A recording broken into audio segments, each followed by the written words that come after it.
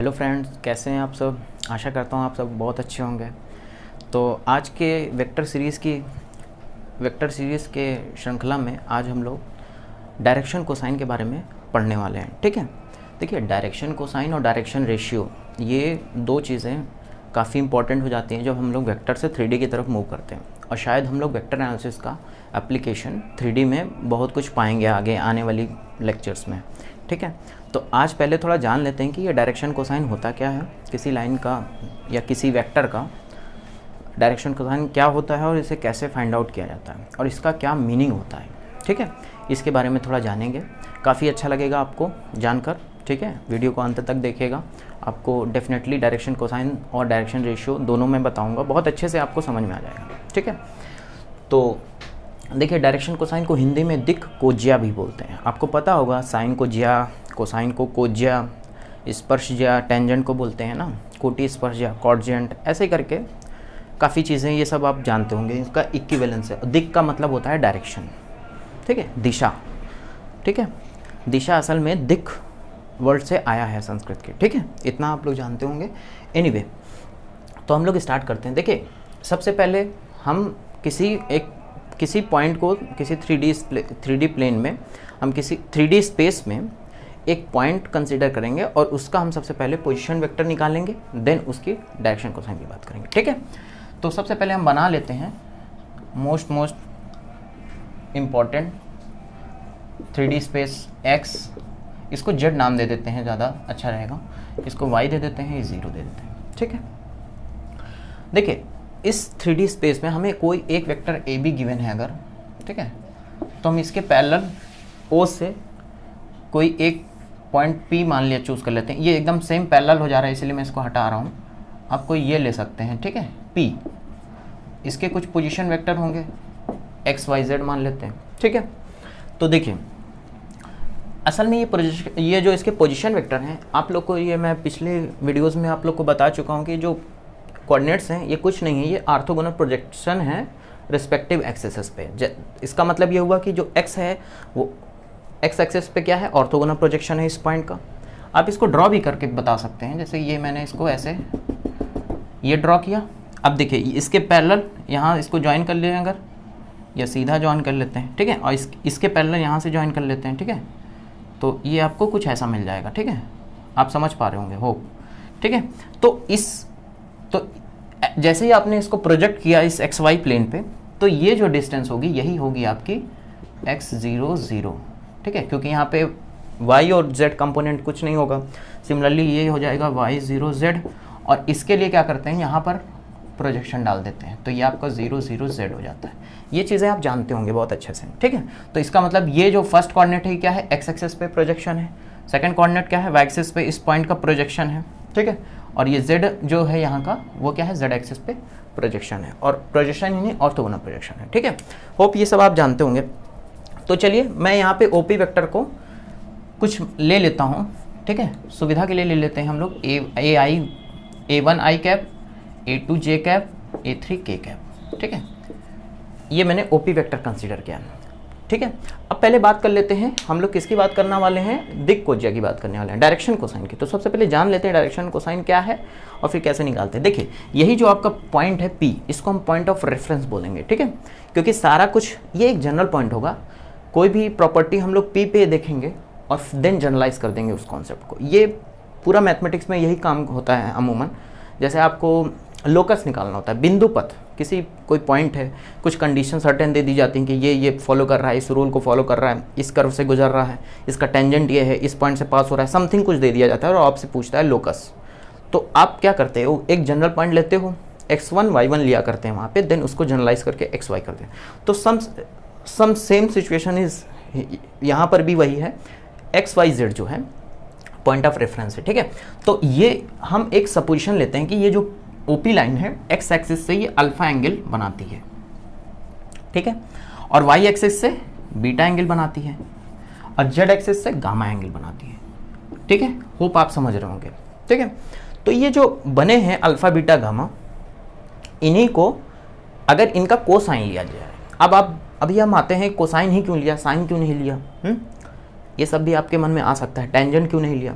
ठीक है, उसका आंसर आपको इस आर्टिकल के कंप्लीट होते होते आपको मिल जाएगा, ठीक है, आप देख पाओगे उस चीज़ को। अभी मैं आंसर करना जल्दीबाजी होगी, ठीक है। तो आप देखिए अल्फ़ा बीटा गामा आप देख पा रहे हो, तो जस्ट इनका अगर कोसाइन ले लिया जाए तो यानी कॉस अल्फ़ा कॉस बीटा और कॉस गामा ही हमारे क्या होंगे, डायरेक्शन कोसाइन होंगे किस पी पॉइंट के, ठीक है, पी पॉइंट के पोजीशन वेक्टर के या ओपी वेक्टर के डायरेक्शन कोसाइन ये होंगे, ठीक है। अब देखिए थोड़ा सा मैं डायरेक्शन रेशियो की बात कर लेता हूँ, देन मैं इनको फाइंड आउट करता हूँ। अब इस समय तक तो ये समझ गए होंगे कि हम निकालना क्या चाह रहे हैं, इन्हीं की वैल्यूज़ निकालेंगे अभी, ठीक है, उसी को बोल देंगे डायरेक्शन कोसाइन, ठीक है। थोड़ा सा बात कर लेते हैं डायरेक्शन रेशियो की भी, ठीक है। डायरेक्शन रेशियो क्या होता है, वो भी समहाउ इसी से रिलेटेड होता है, लेकिन आपको पता होगा कि डायरेक्शन रेशियो और डायरेक्शन कोसाइन ये दोनों चीज़ें काफ़ी मतलब हैं तो एक रास्ते से गुजरते हैं, लेकिन इसमें काफ़ी डिफरेंस होते हैं। जैसे कि किसी लाइन के डायरेक्शन कोसाइन जो होते हैं वो यूनिक होते हैं, ठीक है। अभी यूनिक क्यों होते हैं, इसके पीछे का रीज़न ये है कि इनका भी अब एक रिजल्ट, इसके बाद रिजल्ट डिडक्ट करेंगे कि इनके स्क्वायर का सम जो होगा वो 1 आएगा, ठीक है, दैट्स वाई। और एक बात और है कि स्पेस पे कोई क्यों आते हैं यूनिक, इसके पीछे का सेकंड आर्गूमेंट ये है, पहला तो ये है कि इनके ये सर्टेन कंडीशन को होल्ड करते हैं, जबकि डायरेक्शन रेशियो के साथ कोई ऐसी सम पर्टिकुलर कंडीशन इन्वॉल्व नहीं होती है, ठीक है। पहला रीज़न ये है इनके यूनिक होने की, ये किसी भी लाइन के, ठीक है, किसी भी लाइन का, लाइन है तो उसकी कोई डायरेक्शन होगी, तो वही डायरेक्शन है तो उसके डायरेक्शन कोसाइन निकाले जा सकते हैं। अभी हम क्वेश्चंस करेंगे आपको और आइडिया मिलेगा इसका। जैसे यहाँ देखिए 2 पॉइंट है, उनको मिलाने वाली लाइन का डायरेक्शन कोसाइन, अभी हम इनको सॉल्व करके आपको बताएंगे। पहले इस आर्टिकल को डिराइव कर लेते हैं इनकी वैल्यूज़, देन आपको वो क्लियर कर देंगे, ठीक है। तो अब देखिए डायरेक्शन रेशियो, ठीक है, डायरेक्शन रेशियो बहुत सारे हो सकते हैं, किसी भी नंबर से मल्टीप्लाई करती जाए, उनके साथ कोई सर्टेन सिचुएशन नहीं होती। सेकंड रीज़न ये है कि कोई भी पॉइंट P है, देखिए स्पेस में कोई पॉइंट P है तो कहीं सर्टेन एक जगह होगा और उस जगह से वो एक्स एक्सिस से एक सर्टेन एंगल ही बनाएगा, वाई एक्सिस से एक फिक्स एंगल ही बनाएगा या सर्टेन एंगल बनाएगा, और जेड एक्सिस से भी एक सर्टेन एंगल बनाएगा। यानी कि आप अगर आप पॉइंट चेंज कर देते हो तो एंगल्स चेंज हो जाएंगे। इसका मतलब ये है कि ये अगर cos alpha cos beta cos gamma आपने किसी पॉइंट के रेफरेंस में निकाला है, किसी लाइन पर पॉइंट है, उस पॉइंट का पोजीशन वेक्टर के रिस्पेक्ट में अगर आपने cos alpha cos beta cos gamma यानी डायरेक्शन कोसाइन निकाला है, तो उसके लिए ये जो होंगे किसी फिक्स पॉइंट के लिए एक फिक्स ही आएंगे। अगर आप पॉइंट बदलोगे तो ये बदल जाएंगे। इसका मतलब ये है कि ये क्या है, पॉइंट्स एसोसिएटेड प्रॉपर्टी हैं, मतलब पॉइंट पे डिपेंड करने वाली प्रॉपर्टी है, ठीक है, पॉइंट बेस्ड प्रॉपर्टी भी बोलते हैं इनको, ठीक है। जबकि रेशियो के साथ ऐसा कुछ नहीं है। अगर जैसे कोई लाइन है, उसके डायरेक्शन ये है 1 2 3 डायरेक्शन है, मतलब ये लाइन जो है इस मतलब 1 2 3 से पास होने वाले वेक्टर के क्या है, पैरेलल है, या ऐसे वेक्टर के पैरेलल जिसका पोजीशन वेक्टर क्या है 1 2 3, ठीक है। इसके अगर पैरेलल है ये लाइन हमारी, ठीक है, तो इसके जो रेशियो आएंगे इसमें आप सर्टेन r से मल्टीप्लाई कर दो, यानी r 2r 3r, ठीक है, ये भी एक क्या होगा, डायरेक्शन रेशियो होगा, ठीक है। अब r की बहुत सारी चॉइस है, मान लेते हैं r रियल नंबर्स है, तो इसके लिए कितने पॉसिबिलिटी है, इनफाइनाइट पॉसिबिलिटी, यानी किसी लाइन के डायरेक्शन रेशियो इनफाइनाइट हो सकते हैं। लेकिन अगर हम एट द सेम टाइम इसके रेशियो की बात करेंगे, तो अभी हम एक कंडीशन जब डिड्यूस करेंगे, इसका स्क्वायर का सम 1 होता है, तो वहाँ से हमें r की एक फिक्स वैल्यू मिलेगी, और उस r की फिक्स वैल्यू के लिए ये वैल्यू एक कोई फिक्स वेक्टर आएगा, यानी कि इस लाइन का जो डायरेक्शन कोसाइन होगा वो कोई एक फिक्स वेक्टर होगा। That's represent the direction cosines are unique for a line, but direction ratios are infinitely many choices, ठीक है। होप आप समझ रहे होंगे। अभी मैं थोड़ा क्वेश्चन करूंगा तो और क्लियर होगा उसमें, ठीक है। अब सबसे पहले इनकी बात कर लेते हैं, इनको निकाल लेते हैं ज़रा, ठीक है, cos alpha cos beta cos gamma को निकालते हैं ज़रा। तो देखिए आप लोगों को ये समझ में आ गया एंगल्स वाला केस, ठीक है। अब सबसे पहले हम बात कर लेते हैं ट्रायंगल, हमें अल्फा की बात करनी है ना, ठीक है। तो हम एक काम करते हैं, सबसे पहले देखिए हमने बताया था ये ऑर्थोगोनल प्रोजेक्शन था, ये हमने XY प्लेन पर प्रोजेक्ट किया। अगर आप इसको इंडिविजुअल देखना चाहें तो ये जो होगा ये परपेंडिकुलर ही होगा, आपको दिख रहा होगा कि ये है नहीं, लेकिन ये परपेंडिकुलर प्रोजेक्शन अभी बताया था, ठीक है, क्योंकि ये यहाँ से ज्वाइन, ये प्लेन पर लिया गया पॉइंट है ना, दैट्स वाई ये ऐसे दिख रहा है आपको, ठीक है। तो ये जो है ये लेंथ आपकी क्या होगी, A1 होगी, इतना तो आप एग्री करते हो। अगर यहाँ XYZ है, यहाँ A1 A2 A3 ले लिया है तो कोई प्रॉब्लम नहीं है, आप यहाँ X को A1 से रिप्लेस कर सकते हो, Y को A2 से और Z को A3 से, ठीक है। यहाँ पे देखिए A1 A2 A3 लेने का जस्ट ये मतलब है कि कोई नंबर्स में आए। अगर आप XYZ ले लोगे तो वो क्या होते हैं, वेक्टर्स का काम करते हैं, दैट्स वाई। बाकी आप कर सकते हो ऐसा, तो ये क्या हो जाएगा, A1 हो जाएगा, ठीक है। और ये OP है तो ये क्या है, ये क्या है आपका राइट एंगल ट्राइंगल है, ठीक है। तो हम राइट एंगल ट्राइंगल OP, इसमें कुछ नाम दे देते हैं ABC, ठीक है, इसको D नाम दे देते हैं, ठीक है। तो ये क्या हो जाएगा, राइट एंगल ट्राइंगल है, देखिए राइट एंगल है, तो ये क्या होगा OA, राइट एंगल ट्राइंगल कौन सा है, OAP। इसमें क्या है, राइट एंगल ट्राइंगल OAP में अगर हम लिखें cos alpha is equal to OA upon OP, ये तो आप समझ रहे होंगे, आधार बटे कर्ण, आप लोग को पता होगा लाल बटे कक्का, ये वेल नोन फॉर्मूला था, हम लोग ट्रिग्नोमेट्री में जब आते थे 8th 9th में, शायद 9th से हम लोगों ने स्टार्ट किया था ट्रिग्नोमेट्री पढ़ना, होप आप लोगों ने 8 से ही स्टार्ट कर दिया होगा पढ़ना। तो वहाँ पे हम लोग को सबसे पहले ये फॉर्मूला बताया जाता है लाल बटे कक्का, आप लोग इससे परिचित होंगे, हम यहाँ ट्रिग्नोमेट्री नहीं पढ़ रहे हैं। ये साइन होता है, कॉस होता है, टैन होता है, इसका उल्टा करिए कॉट होता है, लंब बटे कर्ण, आधार बटे कर्ण, लंब बटे आधार समथिंग। चलिए हम ये यहाँ पढ़ने नहीं आए, लेकिन फिर भी उससे आप समझ सकते हैं ये आधार बटे कर्ण कॉस, और ये किसका है, अल्फा।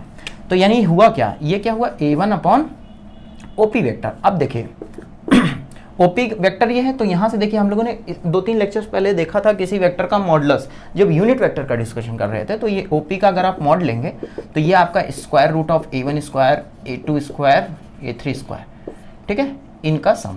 तो आप इसको लिख दीजिए A1 upon A1 square, A2 square, A3 square. बोलिए यहाँ तक तो कोई प्रॉब्लम नहीं थी, इसको हम 1 बोल देते हैं, ठीक है। अब दूसरे ट्रायंगल में ले लीजिए, अब दूसरा ट्रायंगल आपका क्या हो सकता है, देखिए BPC, ठीक है, BPC। अब आप इसमें भी आपको लग रहा होगा कि ये जो आया है, ठीक है, परपेंडिकुलर आपको दिख नहीं रहा है, लेकिन ये है परपेंडिकुलर, ठीक है, ये परपेंडिकुलर है, यहाँ पे ये बीटा एंगल बन रहा है, ठीक है। तो यहाँ सेम फिर लगा देंगे आप, ठीक है, सेम फॉर्मूला लगाएंगे, यहाँ पे क्या होगा, ये आधार होगा इसके लिए और ये कर्ण होगा। तो इससे अगर आप लिखोगे कॉस बीटा, तो यहाँ पे क्या हो जाएगा, A2 अपॉन OP का मॉड, सेम आप डिडक्ट कर सकते हो, और OP का मॉड अगर हम फिर से पुट कर दें तो ये आ जाएगा A1 square, A2 square, A3 square. बोलिए यहाँ तक आपको समझ में आ रहा होगा। अब थर्ड के लिए आप ये वाला ट्रायंगल चूज कर लीजिए, OP, ये OPD वाला। तो इसमें देखिए ये क्या होगा, आधार का काम करेगा, देखिए ये गामा एंगल है, तो आधार पर टिकट फिर हो जाएगा, और ये कितना है, A3 है वेक्टर, इसका देखिए इसका पोजीशन वेक्टर हम लोग लिख पा रहे हैं A1I, ये मैं लिख दे रहा हूँ जानबूझ के, आपको कंफ्यूजन ना हो कि मैंने यहाँ पे XYZ ये जनरल लिए हैं असल में ना, इसलिए आपको ऐसा लग रहा है, ठीक है। ये जस्ट एक पॉइंट है, इसका पोजीशन वेक्टर अगर मैं ये लिख दूँ तो कोई दिक्कत नहीं है यहाँ पे, ठीक है। तो बस थर्ड वाला मैं डायरेक्ट लिख देता हूँ, आप समझ रहे होंगे किस ट्रायंगल की बात कर रहा हूँ, OPD, ठीक है, OPD। तो कॉस गामा आपका क्या हो जाएगा, A3 अपॉन, आप वेरीफाई कर लेना, ठीक है, A3 upon A1 square, A2 square, A3 square, ठीक है, ठीक है, इतना क्लियर है। तो अब आप काम, अब हम यहाँ देखिए एक सीधा सा काम है, अगर हम इसका स्क्वायर कर दें तो A1 स्क्वायर हो जाएगा, और नीचे ये स्क्वायर रूट हट जाएगा, A2 का स्क्वायर हट जाएगा, A3 का स्क्वायर नीचे हट जाएगा, तीनों को जोड़ेंगे तो नीचे भी सेम ऊपर भी सेम, क्या आ जाएगा 1, यानी cos square alpha, cos square beta, cos square gamma की वैल्यू कितनी आने वाली है, 1 आने वाली है, ठीक है। तो यही इसी रिजल्ट की तलाश में थे हम असल में, ठीक है। तो यहाँ से आप क्या कर सकते हो, कॉस स्क्वायर अल्फा, तीनों इक्वेशन से आप इनकी वैल्यू निकाल के स्क्वायर कर दो, ठीक है, आपको क्या मिल जाएगा 1। आप वेरीफाई कर लेना इस चीज को। This is the most important property of direction cosines, ठीक है। होप आप इसे समझ रहे होंगे। चलिए अब क्वेश्चंस की तरफ मूव करते हैं, ठीक है। कहीं कोई दिक्कत हो तो आप बिल्कुल हमें बताइए कमेंट करके, हम उसको नेक्स्ट वीडियो में जरूर उसको इंप्रूव करने की कोशिश करेंगे, ठीक है। चलिए क्वेश्चंस की बात कर लेते हैं, और हमने अभी डायरेक्शन कोसाइन और डायरेक्शन रेशियोज के बारे में बात कर ही दी, होप आपको समझ में आया होगा। चलिए क्वेश्चन नंबर 1 की बात करते हैं। क्वेश्चन नंबर 1 में क्या कह रहा है हमसे, क्वेश्चन नंबर 1 में कहा जा रहा है कि दो वेक्टर्स दिए हुए हैं, उनके सम के अलोंग भी बोल सकते हैं, पैरेलल भी बोल सकते हैं, डोंट वरी, इकाई सदिश का मतलब होता है यूनिट वेक्टर। तो सबसे पहले इन दो वेक्टर्स का क्या कर दें, हम सम कर देते हैं। एक वेक्टर हमको दिया है 3i + 3j + k, दूसरा वेक्टर दिया है -2i + 2j - k। पहले तो इसका सम निकाल लें, देन ना उसके यूनिट वेक्टर उस डायरेक्शन में बात करेंगे। तो सम करेंगे तो i आ जाएगा, 5j आ जाएगा, अब k वाला तो कट जाएगा। आप देख पा रहे होंगे, जस्ट सम कर रहे हैं और कुछ नहीं कर रहे हैं। अब देखिए इस वेक्टर को अगर मैं c नाम दे दूं, ठीक है, इसके पैरेलल मुझे यूनिट वेक्टर चाहिए, यानी डायरेक्शन मेरी नहीं बदलेगी। जब देखिए पैरेलल बोल देते हैं तो डायरेक्शन दो वेक्टर की क्या होती है, सेम होती है, ठीक है। तो इसी डायरेक्शन में हमको क्या चाहिए, यूनिट वेक्टर चाहिए, ठीक है। तो जस्ट आप यूनिटाइज कर दीजिए इस चीज को, ठीक है। तो c की डायरेक्शन में यूनिट वेक्टर कैसे लिखा जाएगा, इसका मॉड कर दीजिए, ठीक ठीक है, यूनिट वेक्टर पूछा है हमसे, ध्यान दीजिएगा, और डायरेक्शन सेम रखनी है। तो बस इसको यूनिटाइज करेंगे। यूनिटाइज का मतलब बस इसको पूरा वेक्टर पहले ऊपर लिख लीजिए और नीचे देखिए क्या होता था, अगर a1i plus a2j plus a3k है तो इसका यूनिट वेक्टर क्या होता था, पूरा वेक्टर पहले ऊपर आएगा ही, upon under root a1 square plus a2 square plus a3 square. तो यहाँ देखिए a1 की जगह 1 है, a2 की जगह 5 है, a3 एब्सेंट है, तो 1 का स्क्वायर प्लस 5 का स्क्वायर कितना हो जाएगा 26, तो रूट 26।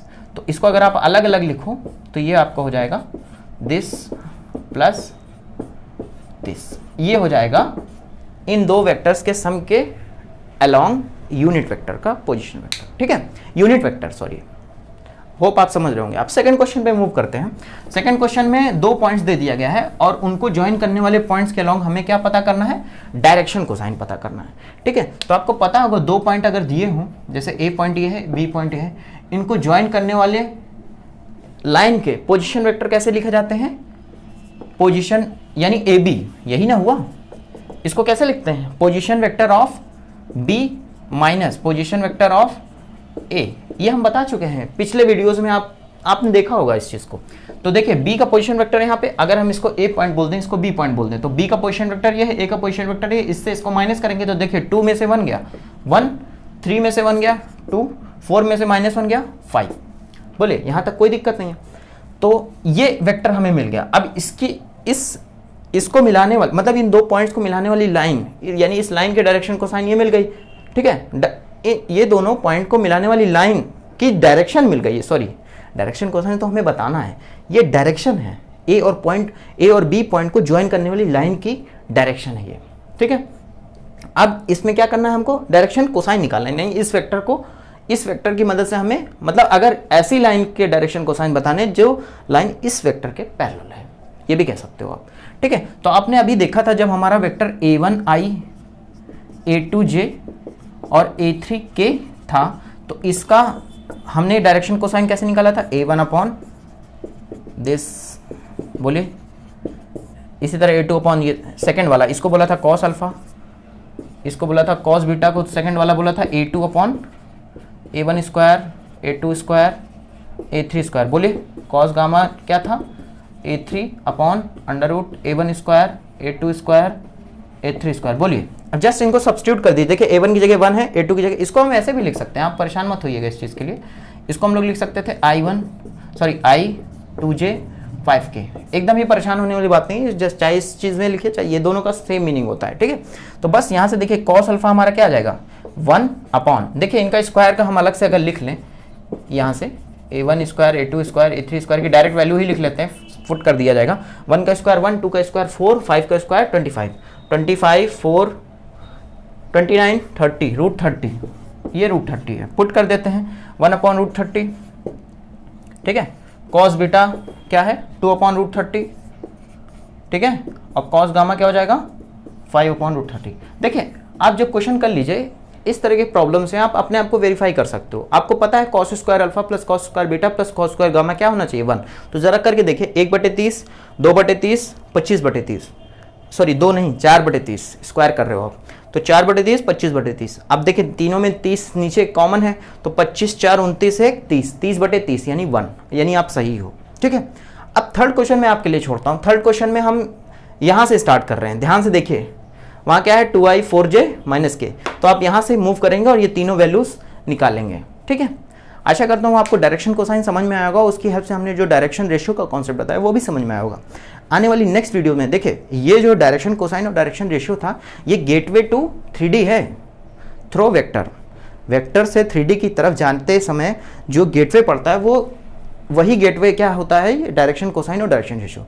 यानी कि अब हम 3D की तरफ मूव कर रहे हैं और जस्ट वेक्टर के एप्लीकेशन देखेंगे। हम 3D यहाँ पढ़ने नहीं बैठ रहे हैं, आपका सेंटर कोनोकॉइड और सिलेंडर और ये सब पढ़ने हम नहीं आ रहे हैं, ठीक है। हम जस्ट या स्फीयर वगैरह, हम यहाँ पे जस्ट कुछ वेक्टर प्रॉपर्टी देखेंगे, ठीक है। आशा करता हूँ आप हमारे साथ जुड़े रहेंगे, आने वाली वीडियोज़ में आपको बहुत ही मज़ा आने वाला है, ठीक है। ओके, जय हिंद।